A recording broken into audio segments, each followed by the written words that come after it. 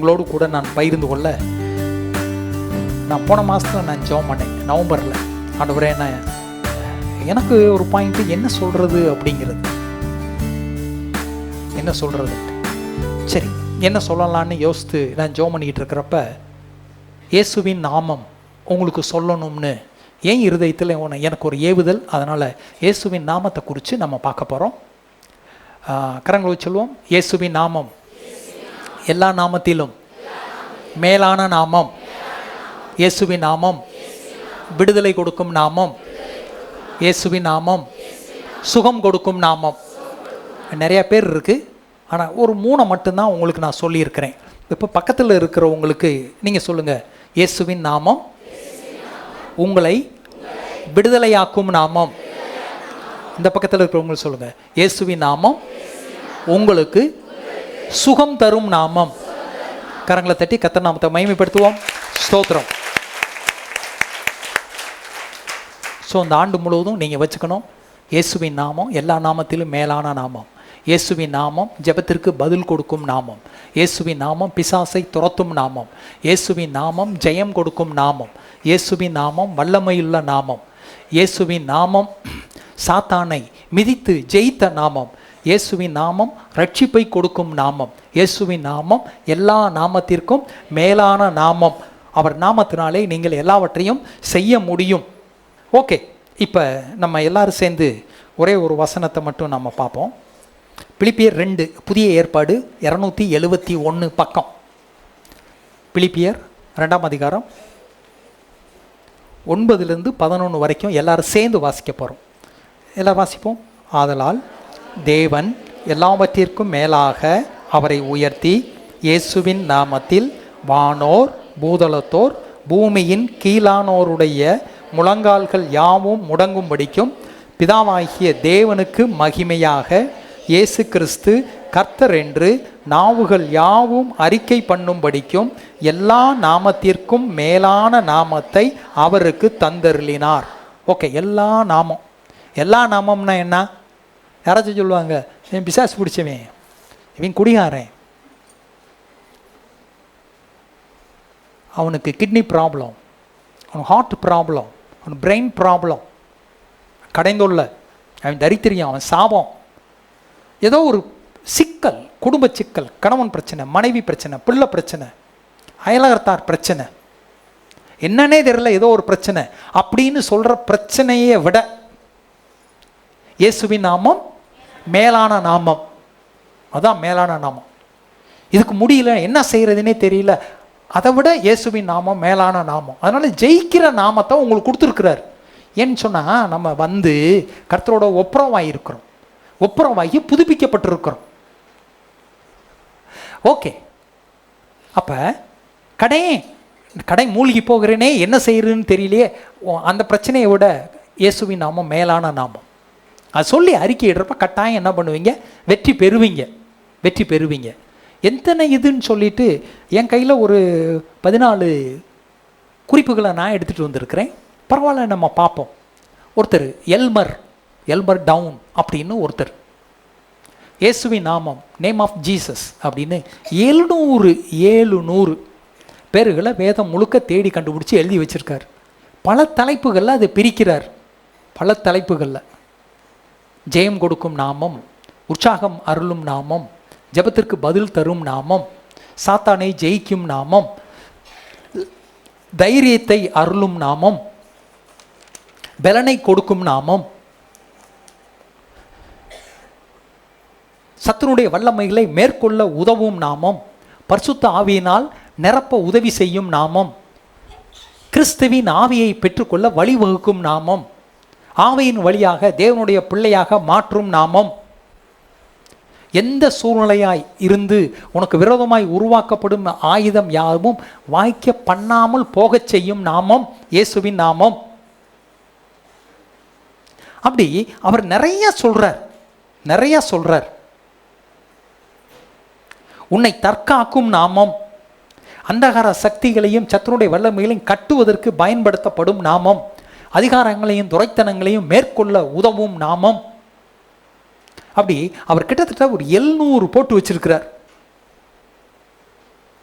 இதுவரைக்கும் இந்த நாமத்தை நீங்கள் பயன்படுத்தாமல் இருந்தீங்கன்னா இனியாவது விசுவாசி என்ற நாமத்தினால நீங்கள் இதை எடுத்து பயன்படுத்தலாம். இது சும்மா மந்திரம் சொல்கிற மாதிரி 1000 தடவை சொன்னாக்க சரியாக போயிடும். இல்லை, மந்திரம் சொல்கிறது இது இல்லை. விசுவாசி விசுவாசத்தோடு சொல்லுவதற்கு கர்த்தர் கொடுத்துருக்கிறார். நீ விசுவாசத்தோடு சொன்னீங்கன்னா கட்டாயம் உனக்கு அது வாய்க்கும், நிச்சயமாக வாய்க்கும். வாய்க்கிறது தான் அவர் கொடுத்துருக்கிறாரு.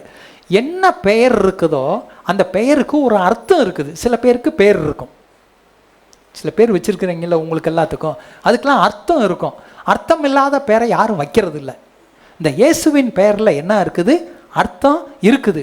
எப்படின்னு சொன்னாக்க, தேவனாகிய கர்த்தர் ஆபிரகாம், முதல்ல ஆபிராம் தான் இருந்துச்சு. அதை கர்த்தர் என்னான்னு மாத்துறாரு? ஆபிரகாம் அப்படின்னு மாத்துறாரு. ஆபிரகாம்னா ஜாதிகளுக்கு தகப்பன்னு அர்த்தம். அவர்லேருந்து எத்தனையோ ஜாதிகள் உருவாச்சு. அவருக்கு முதலிலேயே 2 உண்டாயிருச்சு. இஸ்மவேலரும் சந்ததியும் உருவாச்சு, இஸ்ரவேல் சந்ததியும் உருவாயிருச்சு. அதுக்கப்புறமேலு ஈசாக்கு வழியாக வர்றாங்க. ஏசா போய் ஒரு கூட்டத்தை கல்யாணம் பண்ணுறான், யாக்கோபு இன்னொருத்தனுக்கு போகிறான். அவங்க அதில் சில ஜாதிக, இந்த 12 பிள்ளைங்க, பொம்பளை பிள்ளைங்க வேறு இருக்குது, தீனாலாம் இருக்கிறான். அவங்களோட எல்லாம் போய் ஒவ்வொருத்தரும் கல்யாணம் பண்ணுறப்போ ஒன்று போகுது. யோசேப்பு ராஜா ஆஸ்நாத்னு ஒரு பெரிய பூசாரி மகளை கட்டி வைக்கிறார். ஏன்னா ராஜா அந்தஸ்து. ஆனால் ஒரு நாள் அவன் எதிர்த்து பேசின மாதிரியோ அல்ல இஸ்ரவேல் மக்களை விட்டு விலக்கி கொண்டு போன மாதிரியே வேதம் சொல்லலை. அதனால் பெரிய ஆசீர்வாதம் என்னன்னு சொன்னால், ஒய்ஃப் நீ என்ன இருந்தாலும் சரி. பாருங்கள், யாக்கோபுடைய பிள்ளைங்களில் 2 பிள்ளைங்க, யோசேப்பு பிள்ளைங்கள 2 பிள்ளைங்களுக்கு எப்படி வருது? கோத்திர பிதாக்கள் பேர் வருது இல்லை? மனாசே, எப்பிராயிம் 2 பேரை கொண்டு வந்து கர்த்தர் சேர்த்துருக்கிறாரு. அவ்வளோ பெரிய, அதாவது நான் ஜாதிகளை சொல்கிறேன், ஜாதிகளை உருவாக்கி இருக்கிறாங்க. பல ஜாதிகள் எழும்பி இருக்கிறது. எனவே ஜாதிகளுக்கு, திரளான ஜாதிகளுக்கு தகப்பன் சாராயத்தான் என்னன்னு மாத்துறாரு? சாரால் மாத்துறாரு. என்னது? ஜாதிகளுக்கு தாய். ஜாதிகளின் ராஜாக்கள் உன்னிடத்தில் உண்டாவார்கள். அதுக்கு பின்னால் எவ்வளோ ராஜாக்கள்? யூதா கோத்திரத்தில் எத்தனை பேர் இருக்கிறாங்க? சமாரியாவுக்கு போனப்போ வேற கோத்திரங்களில் எத்தனை ராஜாக்கள் எழும்புனாங்க? அடே அப்பா, அந்த பிள்ளைகளுக்கெல்லாம் பிரபுக்கள். இந்த இஸ்மவேல் கோத்திரத்தில் வர்றவங்கலாம் யார்? பிரபுக்களாக வர்றாங்க. அப்போ அவங்க இதுலேயும் ராஜாக்கள் எழும்பி இருக்கிறாங்க. ஸோ அந்த என்ன பேர் சொன்னாங்களோ அது அப்படியே என்ன ஆயிடுச்சு? பழித்தது. அப்போ நம்மளும் பேர் வைக்கிறப்ப அர்த்தத்தோட பேர் வைக்கணும். பேர் சும்மா என்னத்தையாச்சும் ஒரு பேரை வைடான்னு சொல்லக்கூடாது. அப்படி வைக்கவே கூடாது. ஒருத்தனை யாபேசின் பேர் வச்சு விட்டாங்க. அவன் போய் அந்த பேர் அர்த்தத்தை கண்டுபிடிச்ச உடனே வேதனையோடு கேட்குறான். என்னடானாக்க அவங்களுக்கு 2 பிள்ளை தான் பெற்றுக்கணும்னு அந்த அப்பா அம்மாவுக்கு ஆசைப்பட்டு கொஞ்ச நாள்லே என்ன ஆயிடுச்சு? 3வது உள்ள உருவாயிருச்சு. இப்போ அந்த பிள்ளை மேலே என்ன ஆயிடுச்சு? வெறுப்பு, கசப்பு. இந்த கசப்பு வந்த உடனே, பிள்ளை பிறந்த உடனே என்ன பேர்? யாபேஸ்னு வச்சு விட்டாங்க. அந்த பிள்ளை அப்படியே சும்மா முனைவாக இருக்கும். அது ஒரு நாளைக்கு பைபிள் படிக்கும், ஒரு நாளைக்கு விளக்க உரை கேட்கும். அது கேட்ட உடனே எனக்கு இப்படி பேர் வச்சுட்டாங்களேன்னு போய் பாஸ்டர்கிட்ட ரிப்போர்ட். அந்த பாஸ்டர் பள்ளிக்கூடத்தில் ரிப்போர்ட். பள்ளிக்கூடத்தில் என்ன பாஸ்டர் பெற்றோரை கூப்பிட்டு சொல்கிறான். பள்ளிக்கூடத்தில் எப்போ பார்த்தாலும் இந்த பள்ளிக்கூடத்தில் போய் டாக்டருக்கு டெஸ்ட் பண்ணுவாங்க, பார்த்துருக்கீங்களா? என்ன எதுவும் புதுசாக எதுவும் வியாதி வந்துருச்சான்னு சொல்லி செக் பண்ண. அங்கே கேட்டால் அது எப்பயுமே அதுக்கு தலைவலிக்கும். எப்போ பார்த்தாலும் தலைவலி. அது எப்பயும் முகத்தை என்ன பண்ணும்? இப்படி சுண்டை போட்டிருக்கோம். என்னடா நான் கூப்பிட்டு போய் சுண்டை போட்டால் எங்கள் வீட்டில் என்னை பேர் வச்சு யாபேஸ்ன்னு வச்சு விட்டாங்க, அதனால் எனக்கு ரொம்ப வருத்தமாக இருக்குது, அதுக்கு ஒரு பெரிய விளக்க உரை. ஹலோ, இருக்கீங்களா? என்ன பேர் வைக்கிறீங்களோ அந்த பேர் அதை பிரதிநிதித்துவம் பண்ணும், அதை ரெப்ரசன்ட் பண்ணுது. என்ன சொல்கிறீங்களோ அப்படி தான் அது நடக்கும். அதனால் கொஞ்சம் ஞானமாக நீங்களும் நடந்து கொள்ள வேண்டும். இல்லாதவைகளை இருப்பதை போல் அழைக்கிற தேவன் நம்முடைய தேவன். பேரை வச்சு அழைச்சிட்டிங்கன்னா இன்னைக்கு இல்லை, ஆனால் அது வளர்ந்து அந்த பிள்ளை வர்றப்ப கட்டாயம் அப்படியே தான் ஆகும். அதில் மாற்றமே இல்லை. இந்த தாழ்வு மனப்பான்மையை மாற்றணும்.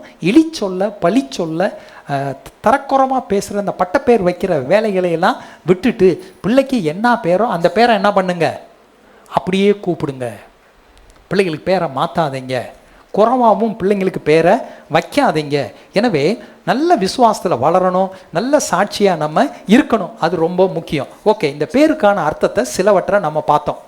பேருக்கான அர்த்தத்தை இப்போ ஒரு சில காரியங்களை நம்ம இயேசுவின் நாமத்தை குறித்து சில விளக்கங்களை இப்போ நம்ம பார்க்க போகிறோம். ஓகே, முதலாவது அப்போஸ்தலர் நடவடிக்கைகள் 4:12. இயேசுவின் ரட்சிக்கப்படுறதுக்கு முதல்ல என்ன பேர் தேவை? இயேசுவின் நாமந்தான் தேவை.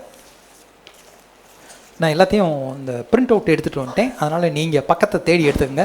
அப்போஸ்தலர் நடவடிக்கைகள் 4:12. அப்போஸ்தலர் நடவடிக்கைகள் 4:12 இப்படி சொல்லுது, அவராலே அன்றி வேறு ஒருவராலும் ரட்சிப்பு இல்லை. நாம் ரட்சிக்கப்படும்படிக்கு வானத்தின் கீழெங்கும் மனுஷர்களுக்குள்ளே அவருடைய நாமமே அல்லாமல் வேறு ஒரு நாமம் கட்டளையிடப்படவில்லை. பாருங்க, கரங்களை வச்சு சொல்வோம், இயேசுவாலே அன்றி ரட்சிக்கப்பட பூமியிலே வேறு நாமம் இல்லை. ரொம்ப முக்கியம், நல்லா தெரிஞ்சுக்கோங்க. ரொம்ப அழகா எபிரேயருக்கு எழுதினவர் எழுதுறாரு, பூர்வத்திலேனா பழைய ஏற்பாடு, பழைய ஏற்பாட்டில் பூர்வத்திலே பங்கு பங்குவாகவும் வகை வகையாகவும் தீர்க்க தரிசிகள் மூலமாய் திருவுளம் பற்றின தேவன் இந்த கடைசி நாட்களிலே, அதாவது புதிய ஏற்பாட்டிலே குமாரன் மூலமாய் திருவுளம் பற்றினார். பழைய ஏற்பாடு முழுசும் சுவிசேஷம் அறிவிச்சுக்கிட்டே வர்றாங்க. அதில் முக்கிய பங்கு தீர்க்கதரிசிகளுக்கு உண்டானது. அவங்க தான் தலைவர்களுக்கு, ராஜாக்களுக்கு, ஆசாரியர்களுக்கு பெரிய பொறுப்பை கொடுத்தாரு. அவங்க போனாங்க, சொன்னாங்க. கர்த்தருடைய ஜனங்களாக கொஞ்சம் பேர் தான் இருந்தாங்க. எல்லா இஸ்ரவேல் மக்களும் ரட்சிக்கப்பட்டாங்களான்னு பார்த்தா கிடையாது. பிரசங்கத்தை கேட்குறாங்க, 30 லட்சம் கிளம்புச்சு. 20 வயசுக்கு மேலே 6 லட்சம் புருஷர்கள். அப்போ அவங்கள போல பெண்களும் இருந்திருப்பாங்க. 6 6 12ன்னு வச்சுக்கோங்க. 12 லட்சம் பேர் 20 வயசுக்கு மேலே கிளம்புனவங்க. கர்த்தர் என்ன சொல்கிறாரு? பாலும் தேனும் ஓடுகிற நலமும் விசாலமான தேசத்தை நான் கொடுத்தேன். கொடுக்கவே இல்லை, ஆனால் பாஸ்ட் டென்ஸில் சொல்கிறாரு, கொடுத்தேன். 10 வாதைகளை கொடுத்து அதிலிருந்து விடுதலை கர்த்தர் எடுத்து கொடுக்குறார். செங்கடலை பிளந்து கொடுக்குறார். பின்னால் துரத்திக்கிட்டு வந்த எல்லா பார்வோன் சேனையும் செங்கடலில் அமிழ்த்து போட்டார். 40 வருஷம் பகலிலே மேகஸ்தம்பம். ஏன்னாக்க அது வனாந்தரம், வனாந்தரத்தில் போகவே முடியாது. மேகஸ்தம்பத்தை கொடுத்து ஏசி மாதிரி கன்வெர்ட் பண்ணிட்டார். ராத்திரி ஆனால் மைனஸ்க்கு போயிடும், அப்போ குளிர். அந்த குளிரை மேற்கொள்றதுக்கு அக்னி ஸ்தம்பத்தை கொடுக்குறார். அதே இது பகலில் மேகம், ராத்திரி அக்னி ஸ்தம்பம். அப்படியே ஏசியில் இருக்குமே நார்மல் லைஃப்க்கு கொண்டு வந்து கர்த்தர் கொடுக்குறாரு. வர்றப்பே மண்ணாவை கொடுக்குறாரு, காடையை கேட்குறதெல்லாம் கொடுக்குறாரு. தண்ணி கேட்டாங்க, தண்ணியை கொடுக்குறாரு. கர்த்தர் கொடுக்காது எதுவுமே இல்லை, கர்த்தர் கொடுக்காது எதுவுமே இல்லை. இவ்வளவும் சொல்லி அவர் என்ன சொல்கிறாரு? உங்களுக்காக கட்டாத வீடு சொல்கிறார் பாருங்க. கட்டாத வீடு, வெட்டாத துறவு, நடாத திராட்சை தோட்டம் எல்லாம் நான் தந்தேன் அப்படின்னு கர்த்தர் சொல்கிறாரு. இவங்க இவ்வளவையும் கேட்டுவிட்டு கர்த்தர் நான் தந்தேன் தந்தேன் தந்தேன் தந்தேங்கிறாரு. அப்போ இவங்க என்ன சொல்லணும்? நான் சோந்தரிப்பேன், நான் சோந்தரிப்பேன், நான் சோந்தரிப்பேன் சொல்லணுமா இல்லையா? ஒரு நாள் கூட சொன்னதில்லை 40 வருஷத்தில். உன்னைய பெரிய ஜாதியாக்குவேன்னு நீங்கள் என்ன சொல்லணும்? ஆமேன், அப்படியே செய்தரலும். அது நம்ம கடமை இல்லை. தருவேன்னு சொன்னால் தருமாறு இல்லை, தரவா மாட்டேன்னாரு. இவன் என்ன பண்ணுறான்? எங்களுக்கு கல்ற இல்லைன்னா இங்கே கூட்டிகிட்டு வந்த, இங்களை சாகத்தான் நீ கொண்டு வந்தியா? அங்கே வெங்காயம் இருந்துச்சு, கீரை இருந்துச்சு, வெள்ளைப்பூண்டு இருந்துச்சு. எது சொல்கிறான்னு பார்த்தீங்களா? என்னத்தை சொல்கிறான் பாருங்க. நாங்கள் திரும்ப எங்கே போகிறது நல்லது? எய்ப்துக்கு போகிறது நல்லது. சவுக்கில் அடித்தானே, அடிமையாக இருந்தியே, லீவு கொடுக்கலையே, சாப்பாடு கொடுக்கலையே, சம்பளம் கொடுக்கலையே, 430 வருஷம் அடிமையாக இருந்தியே, கர்த்தர் விடுவிச்சு கூட்டிகிட்டு வந்துட்டார். விடுவிக்கிறதுக்கு முன்னாலேயே தருவேன்னு சொன்னார், தாண்டி வந்து தருவேங்கிறாரு. கர்த்தாவே நீர் தருவீர், நான் பெற்றுக்கொள்வேன்னு சொல்லியிருக்கலாமே. அதுதான் உங்களுக்கு சுவிசேஷம். சுவிசேஷத்தை ஏற்றுக்கொள்ளாததுனால, விசுவாசிக்காததுனால அந்த வழியில் வனாந்தரத்தை வந்த எல்லா ஜனங்களும் என்ன பண்ணிட்டாங்க? எல்லாரும் செத்தாங்க, எல்லாரும் செத்தாங்க. விசுவாசிக்கணும். அவராலே அன்றி வேறு ஒருவராலும் ரட்சிப்பு இல்லைன்னு சொன்னால் கிரியையினால் நீங்கள் ரட்சிப்பை பெறவே முடியாது. எல்மர் டவுன் 700 பேர்களை இயேசு கொடுத்துருக்காருன்னு நான் சொன்னேன். ஒரு பேர் வச்சாங்கன்னா பேருக்கு அர்த்தம் இருக்குன்னு நான் சொன்னேன். இப்போ முதல்ல எதை பார்க்குறோம்? ரட்சிப்பை பார்க்குறோம். இந்த ரட்சிப்புக்கு நான் என்னமோ உண்டியல் 1,00,000 ரூபா போட்ட உடனே எனக்கு ரட்சிப்பு கிடைக்கும், அதெல்லாம் கிடையாது. இயேசு கிறிஸ்து ரொம்ப தெளிவாக சொல்லிட்டார். வானத்துக்கு கீழே யார் இருக்கா? மனுஷன் தான் இருக்கான்.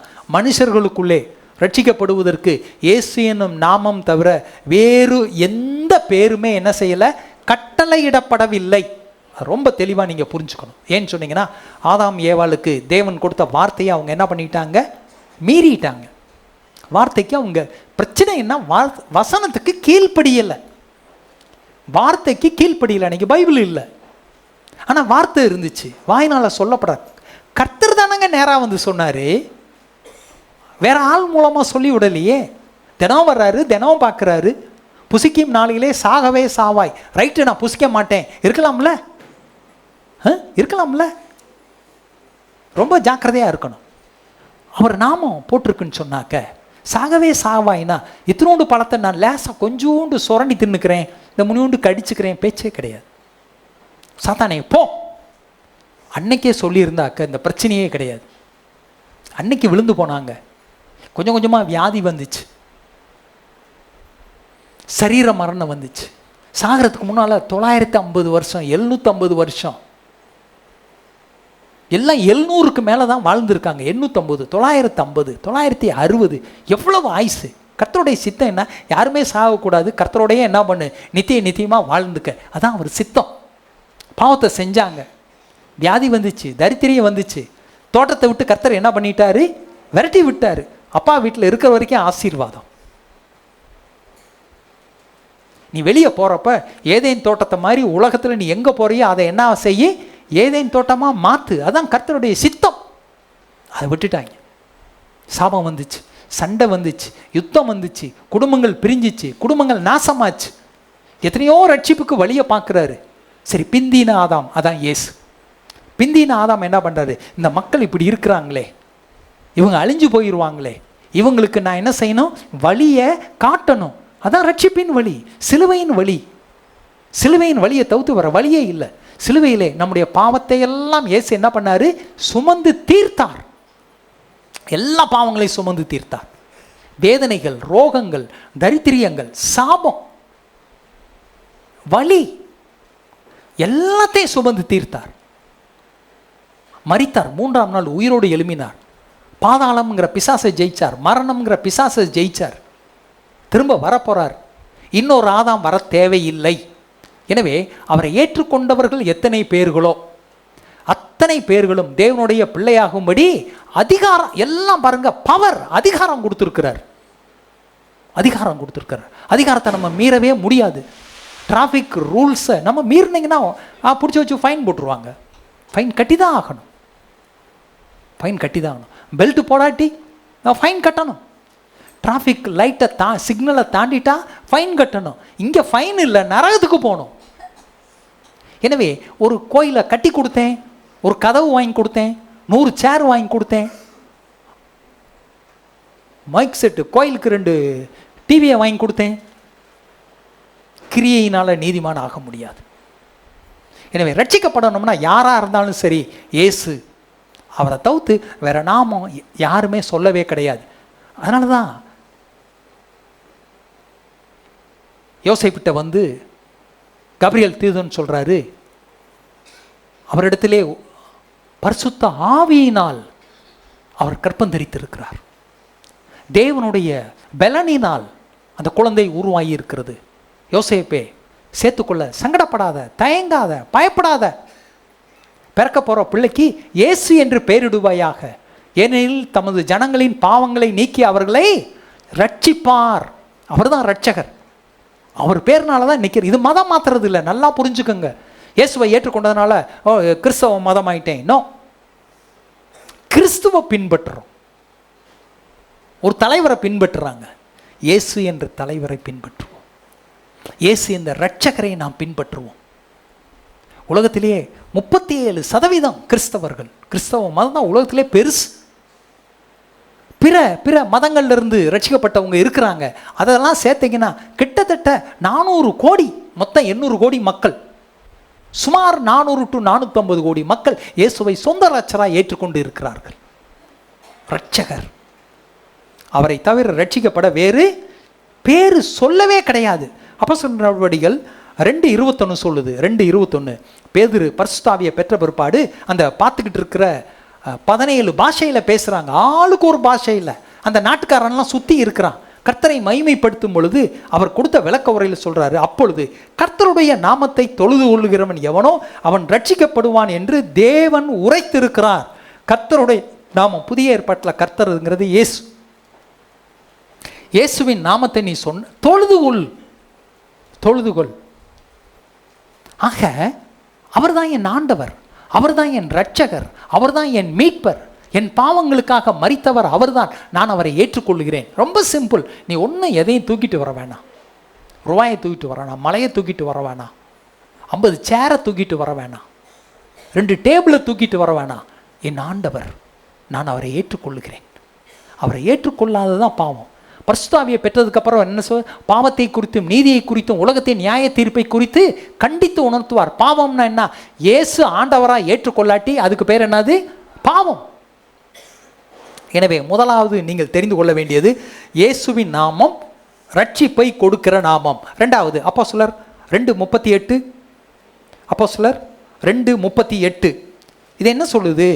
2:38 பேதுரு அவர்களை நோக்கி பிரசங்கம் கேட்குறாருல, முதல் பிரசங்கம் பரிசுத்த பெற்றதுக்கப்புறம் அதில் சொல்கிறாரு, பேதுரு அந்த கூடி வந்திருந்த அந்த மக்களை பார்த்து, நீங்கள் மனம் திரும்பி ஒவ்வொருவரும் பாவ மன்னிப்புக்கென்று இயேசு கிறிஸ்துவின் நாமத்தினாலே ஞானஸ்தானம் பெற்றுக்கொள்ளுங்கள், அப்பொழுது பரிசுத்த ஆவியின் வரத்தை பெறுவீர்கள். இப்போ இங்கே என்ன சொல்கிறாரு? இப்போ இயேசுவை ஏற்றுக்கொண்டீங்கல்லப்பா, அதனால் நீங்கள் எல்லாரும் என்ன செய்யணும்? இயேசுவின் நாமத்தினாலே ஞானஸ்தானம் பெற்றுக்கொள். இப்போ அதே தான் 10:48 பார்த்தீங்கன்னா அங்கே கொர்நேலியு வீட்லேயும் அதே தான் சொல்கிறார். கொர்நேலியு வீட்டில் என்ன சொல்கிறாரு? பக்கம் 177 கர்த்தருடைய நாமத்தினாலே அவர்களுக்கு ஞானஸ்தானம் கொடுக்கும்படி கட்டளையிட்டான். பேதுரு கொர்நேலியு வீட்டாருக்கு யார் நாமத்தினால? கர்த்தரின் நாமத்தினாலே, இயேசுவின் நாமத்தினாலே. அப்படின்னா டெக்ஸுங்கிறவர் சொல்கிறாரு, by the authority of Jesus கிரைஸ்ட்னு அர்த்தம். இயேசுவின் நாமம்னா என்னது? By the authority of Jesus Christ. இயேசு என்ன சொன்னாரோ சொன்னபடி செய்கிறதுக்கு பேர் என்னது? இயேசுவின் நாமம். இயேசுவின் நாமம். அப்போ இயேசு என்னையா சொன்னார்? மத்தேயு 28 அவர் சொல்லியிருக்காருல்ல, 28:19 என்ன சொல்லியிருக்காரு? ஆகையால் நீங்கள் புறப்பட்டு போய் சகல ஜாதிகளையும் சீசராக்கி பிதா குமாரன் பரிசுத்த ஆவியின் நாமத்தினால் என்ன செய்ய? ஞானஸ்தானம் கொடு. அப்போ இயேசு தானே இதை சொன்னார், பிதா குமாரன் பரிசுத்த ஆவியின் நாமத்தினால. அப்போ இந்த நாமத்தினால ஞானஸ்தானம் கொடுக்கறதுக்கு பேர் தான் இயேசுவின் நாமத்தினால. எப்படி? அதாவது செத்து போனால் நம்ம ஊரில் என்ன செய்கிறோம்? அடக்கம் பண்ணுறோம். இப்போ நம்ம எதுக்கு சாகுறோம்? பாவத்துக்கு. இயேசுவை ஏற்றுக்கொள்கிறப்ப, ஆண்டவரே என் பாவத்தையெல்லாம் எனக்கு மன்னிங்க, நம்ம அறிக்கை பண்ணுறோம். பாவத்தை அறிக்கை பண்ணிட்டா இங்கே உள்ளுக்குள்ளே ஒரு மனுஷன் இருக்கிறான். அவன் என்ன மனுஷன்? பாவ மனுஷன். அந்த பாவ மனுஷன் என்ன பண்ணிட்டான்? செத்து போயிட்டான். செத்து போயிட்டா இவனை என்ன பண்ணி ஆகணும்? இப்போ அடக்கம் பண்ணி ஆகணும். செத்தவனை வச்சுக்கிட்டு நாரிக்கிட்டே இருக்க முடியாது. அதனால் இயேசு மரித்தார், இயேசு உயிர்த்தார். நம்ம உயிரோடு எழுமணுங்கிறதுக்கு முன்மாதிரியாக நான் வழின்னு சொன்னார்ல, அந்த வழிக்காக அவர் உயிரோடு எழுந்து பரலோகத்துக்கு போயிருக்காரு, பிதாட்ட போயிருக்காரு, பரலோகம் போகிறதுக்கு ஒரு வழியை திறந்துட்டாரு.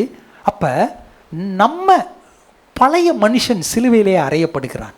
உன் பாவம், உன் சாபம், உன் அக்கிரமம், அடியா என்னென்ன நீங்கள் செஞ்சீங்களோ எல்லாத்தையும் செஞ்சீங்கன்னு நான் சொல்லலை. கொரிந்தியருக்கு ஒரு பெரிய லிஸ்ட்டை போடுவார், 10-20 பாவங்களை எழுதுவார். மாம்சத்தின் கிரியைகள் வெளியரங்கமாக இருக்கின்றன, அங்கே ஒரு 20-25 இருக்குது. எல்லாத்தையும் நிச்சயமாக நீங்களும் செய்யலை, நானும் செய்யலை. ஆனால் அதில் சில அல்லது பல செஞ்சுருக்கிறோம். அது எல்லாத்தையும் சிலுவையில் என்ன பண்ணியாச்சு?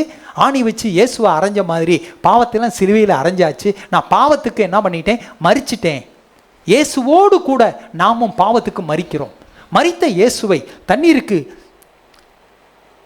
கல்லறையில் நம்ம ஊரில் அடக்கம் பண்ணுற மாதிரி பாவத்துக்கு செத்த மனுஷனை என்ன பண்ணுறோம், நம்ம தண்ணிக்கு கீழே பிதா குமாரன் பரிசுத்தாவியின் நாமத்தினால தண்ணிக்கு, இது தண்ணினா இதுக்கு கீழே முக்குறோம்னா அந்த பழைய பாவ மனுஷன் என்ன பண்ணிட்டான், அடக்கம் பண்ணியாச்சு. இயேசுவோட நீ மரிச்சவனை என்ன பண்ணியாச்சு, அடக்கம் பண்ணியாச்சு. தூக்குன உடனே செகண்டில் நீதிக்கென பிழைத்திருக்கிறீர்கள், தேவனுடைய பிள்ளையாய் நீங்கள் காணப்படுகிறீர்கள், நீங்கள் தாராளமாக பரிசுத்தாவியை பெற்றுக்கொள்ளலாம். ரட்சிக்கப்படணும், ஞானஸ்தானம் எடுக்கணும், அடுத்து நீங்கள் பரிசுத்தாவியை தாராளமாய் பெற்றுக்கொள்ளலாம். அதுதான் இயேசுவின் நாமம். நீதியாய் வாழ்கிறோம், வெற்றியுள்ள கிறிஸ்தவ வாழ்க்கை வாழ முடியும், தேவனுடைய ராஜ்யத்திற்கென நீங்கள் வாழ முடியும், சமாதானத்தோடு வாழ முடியும், ஜீவனுள்ள பிள்ளையாக, தேவனுடைய பிள்ளையாக வெற்றியுள்ள வாழ்க்கை வாழ கட்டாயம் உங்களால் முடியும். அதனால் ரட்சிக்கப்பட யார் நாமம், இயேசுவின் நாமம். ஸோ இயேசுவின் நாமத்தினால நீங்கள் ஞானஸ்தானம் பெறுங்க, அதுக்கப்புறம் நீங்கள் பரிசுத்தாவியின் வரத்தை பெறுவீங்க. கொஞ்சம் பேர் ஞானஸ்தானம் எடுக்கிறதுக்கு முன்னால் பரிசுத்தாவியை பெற்றிருக்கிறாங்க. அதில் ஒன்று பவுல் பரிசுத்தாவியை பெற்றிருக்கிறாரு. எபேசு பட்டணத்தில் அவங்கள என்ன பண்ணியிருக்கிறாங்க, இல்லை கொர்நேலியை வீட்டார் ஞானஸ்தானம் எடுக்கிறதுக்கு முன்னாலேயே பரிசுத்தாவியை பெற்றுக்கிட்டாங்க. ரெண்டும் இருக்குது. ஆனால் முறை ஞானஸ்தானம் எடு, அப்புறம் பரிசுத்தாவியை பெற்றுக்கொள். சில பேருக்கு, சிலனா என்ன, சில இன்னைக்கு 800 கோடி மக்களில் சிலர் ஞானஸ்தானம் எடுப்பதற்கு முன்னாலேயே பரிசுத்தாவியை பெற்றுக்கொண்டார்கள். ரெண்டும் இருக்குது. இது தப்பு அது தப்புன்னு சொல்ல முடியாது.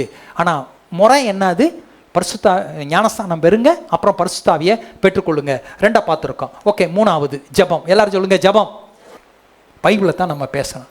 ஆதியிலே வார்த்தை இருந்தது, அந்த வார்த்தை தேவனிடத்தில் இருந்தது, அந்த வார்த்தை தேவனாய் இருந்தது. அவர் என்ன சொல்றாரு, இந்த இப்போ எடுக்கலாம். ஜெபம் எப்படி பண்ணுறது சரிங்களா? யோவான் 16 23 24 அதை எடுத்து வச்சுக்கோங்க. 23 24 எடுத்து வச்சுக்கோங்க. எடுத்துட்டிங்களா? ஓகே. இதுவரைக்கும் 23, அந்த நாளிலே நீங்கள் என்னிடத்தில் ஒன்றும் கேட்க மாட்டீர்கள், மெய்யாகவே மெய்யாகவே நான் உங்களுக்கு சொல்லுகிறேன், நீங்கள் என் நாமத்தினாலே பிதாவினிடத்தில் கேட்டுக்கொள்வது எதுவோ அதை அவர் உங்களுக்கு தருவார். இதுவரைக்கும் நீங்கள் என் நாமத்தினாலே ஒன்றும் கேட்கவில்லை, கேளுங்கள், அப்பொழுது உங்கள் சந்தோஷம் நிறைவாய் இருக்கும்படி பெற்றுக்கொள்வீர்கள். நல்லா கவனிங்க வசனத்தை, தூங்கிக்கிட்டு கேட்கக்கூடாது. கரங்களை சொல்லுவோம். ஜெபம்.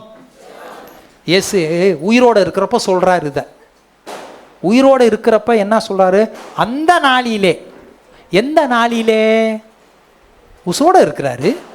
அந்த நாளிலேனா என்ன அர்த்தம், எப்பா இன்னைக்கு நான் உன் முன்னால் இருக்கிறேன். அந்த நாளிலேனா நான் உலகத்தின் பாவத்தை சிலுவையிலே சுமந்து தீர்த்து மரித்து உயிரோடு எழும்பி பரலோகத்துக்கு போய் பிதாவின் வலது பார்சத்தில் நான் உட்கார்ந்து இருக்கிற. எல்லாரும் சொல்லுங்க, அந்த நாளிலே. எந்த நாளிலே? கரங்களை வச்சு சொல்லுங்க, பரலோகத்தில் இருக்கும் நாளிலே. இப்போ இயேசு எங்க இருக்கிறாரு? பரலோகத்தில் இருக்க. இப்போ யார்கிட்ட ஜெபம் பண்ணணும்? அந்த நாளிலே என் நாமத்தினாலே பிதாவை. அப்படிதானே? இன்னொருக்கா படிக்கலாம், எடுங்க. யோவான் 16:23 வாசிப்போம்.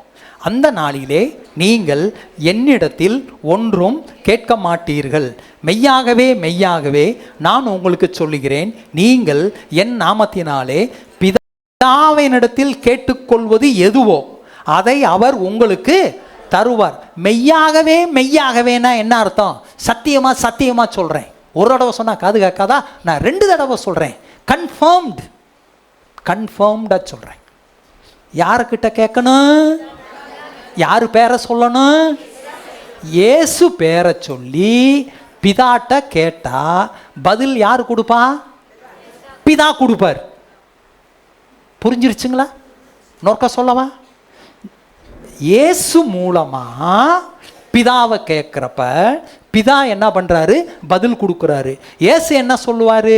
இப்போ இயேசு பூமியில், இப்போ நம்ம ஒரு ஜெபம் பண்ணுறோம். யார் பேரை சொல்லி ஜெபம் பண்ணணும்?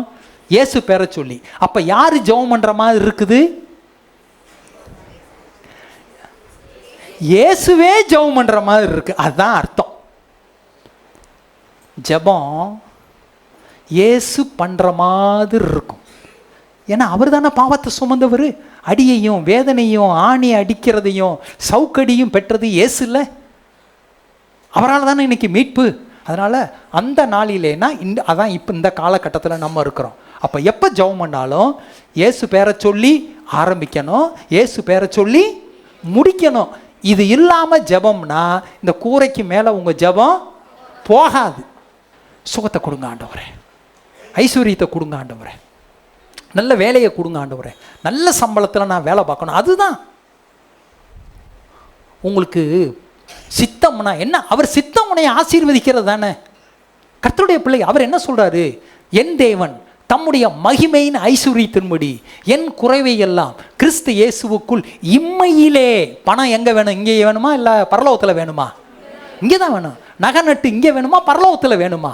இம்மையிலே இங்கே வேணும். அப்போ ஜெபத்தில் அவரை கேளுங்க. குறையெல்லாம் நிறைவாக்குவீங்கன்னு சொன்னீங்களே, எனக்கு குறையெல்லாம் நிறைவாக்குங்கன்னு கர்த்தர்கிட்ட கேட்கணும். இயேசு மூலமாக பிதாவை கேட்கணும்.